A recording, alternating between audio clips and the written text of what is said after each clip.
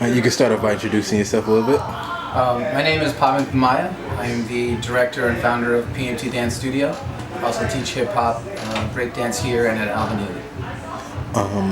How long have you been dancing?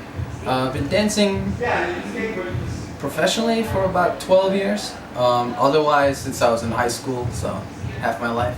Pretty much. What drew you to it? It was something. I was kind of a shy kid, introverted a little bit in a lot of ways, and was looking for ways to kind of get out there and get comfortable in a social setting. And I looked at dance. I always took to it. I saw it, and I was right away captivated by it. And I would always just kind of do it in my room by myself as a hobby, go out at parties and do it there, and that kind of it just all kind of snowballed into this. And who were some of your inspirations coming up? Excuse me? Who were some of your inspirations coming up? Michael Jackson was probably the main guy. I mean, he was the one. At first, it was a lot of breakdance. Ken Swift, actually, who teaches here, was one of the first guys I saw.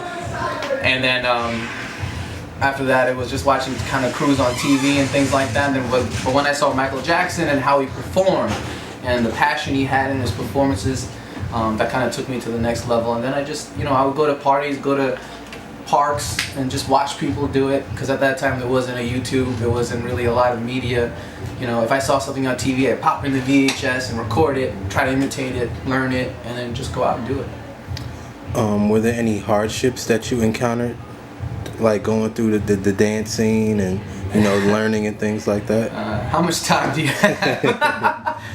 There are hardships all along the way. I mean, I'm an Indian American born. My parents are from India. So that was a hardship of itself, because I dropped a medical career and the opportunity to go to medical school to try dance.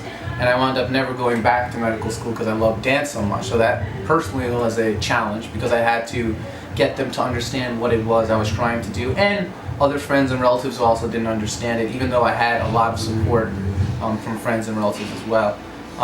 In terms of the dance scene, I mean, I chose at a very early stage in my career to start a studio. The studio now is about 10 years old. So there's always hardships with trying that.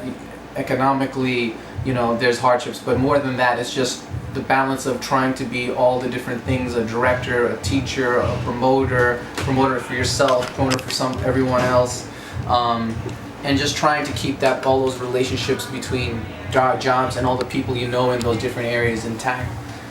There's always hardships, and when you're trying to build something, there's always challenges and people around you who are trying to bring it down, whether it's just because they're trying to stay in business or they just don't want to see you succeed for whatever reason it is. Those are always there along the way. What makes your studio different? I like to think that one of the problems we have in the dance scene, at least in New York, so what I can speak of, is that some of the problem in the learning is institutionalized, meaning that when you go to a class, people don't understand that pop and lock are different. Popping and locking are different. You always hear people, just the other day I was arguing with someone that popping and locking are two completely different styles. And they didn't understand that at all. And I think that's a little bit because it sells, it's easy to put it together and just throw it out there, and people will come and they see it on TV. And then now they go to these classes and they think it's the same thing. And what our studio really tries to do is differentiate and give a proper, from the beginning, to beginners, not just throw you in a class and say it's beginner and then hope you pick it up and just imitate it, but from drills, fundamentals. We try to instill that in all of the staff, teachers here, that's important. And we offer the whole round spectrum of opportunities to really learn. You have classes, you have sessions where you can actually come and jam in session with we have had some great dancers come to these sessions. You can jam in session, go in a cypher, and really experience the culture, because dance is more than just a classroom. It's more than just moves.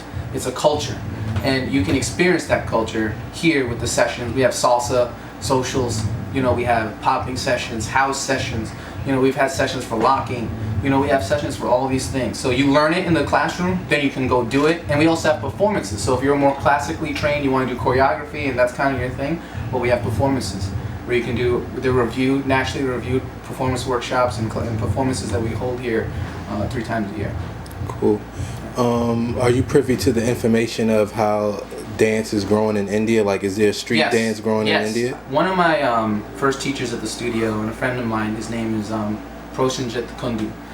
He moved to India from here years back, and I follow his progress. He's really done a lot in terms of bringing the street style over there and giving it credibility. I have some, and I follow some of the crews down there and see how they're developing. It's obviously still in the developing stage, but you can see they're really taking to it. It's still something where I wish that people would go there and really be interested in teaching and educating rather than just kind of self-promoting and trying to excel in an area where they know they're better.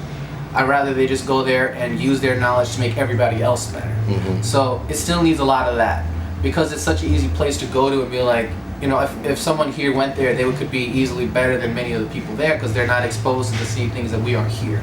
So I wish that they would just go there and be like, hey, this is how you do it. This is the right way to go about it. Create this kind of thing over here and you'll be better. Tony does that. Posenchif does that. But there aren't enough of those kind of people, I feel like. Okay, and finally, if you had the opportunity to speak in front of the youth, the up-and-coming dancers, what advice would you give them? Get a plan. Make a plan. Do not try and rely on anybody else for your success. Don't go to a class and think that somebody's going to discover you. Do it the right way. Learn to dance. Learn about the culture. Learn about the fundamentals of the style that you're learning or the styles. Be well-rounded, but make a plan. Don't go into something when you're 20 years old and think you're just going to pop into a place and be great. And even if you have one success, 3 years from now, no one's going to remember it.